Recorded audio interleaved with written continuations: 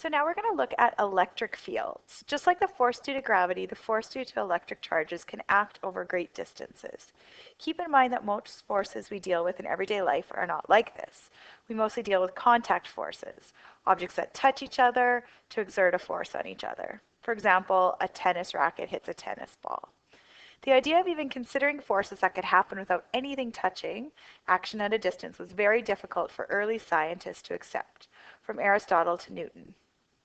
It's necessary, though, if you're going to be able to explain a falling ball or two positive charges pushing away from each other. The British scientist Michael Faraday came up with the idea of a field and applied it to electrostatics. And we talked a little bit about fields in gravity earlier. A field is something defined as a sphere of influence. An object within the field will be affected by it. Think of how you talk about countries in social studies. Large, powerful nations can have influence on nearby countries. Usually, as you get further away, the influence is less. Or think about being near your gym bag after playing an intense game. Sitting right next to it, the stink is pretty intense, but as you move away, the smell isn't as bad. Similar with electric fields. There are two different kinds of fields. There's scalar fields, which have magnitude but no direction. Heat from a fire. You stand by a campfire, you can measure the magnitude or the temperature of the field with a thermometer. If you're close to the fire, you will measure a field, a higher temperature. But if you move farther away, the strength decreases. You wouldn't be anything saying a direction like 25 degrees Celsius south. But there's also something called vector fields. So these ones have direction. So a gravity field is a measure of the newtons exerted per kilogram of mass towards the center of another mass. Electric fields are vector fields that exist around any charge, positive or negative. If one charge is placed near a second charge, the two fields will touch and exert a force on each other. Note, the field itself is not a force, but it does exert a force. It's just like if you watch a person pushing a box.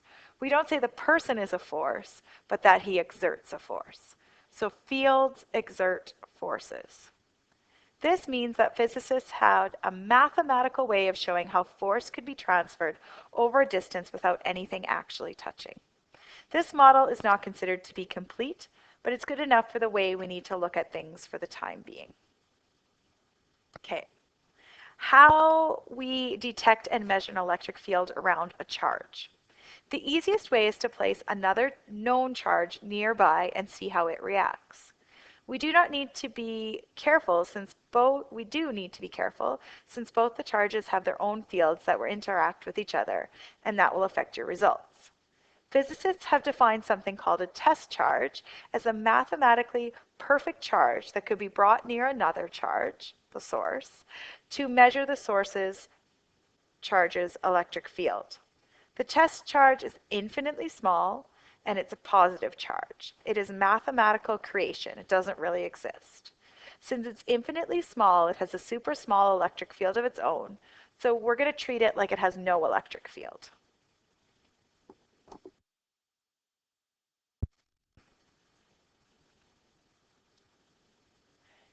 This is good since we don't have to be concerned with this electric field affecting the result. We usually give it the symbol Q like any other charge. Since the test charge is positive, if we see the test charge move towards the source charge, we know that it must be negative, since negative attracts positive. If the test charge moves away, then the source must change to be positive.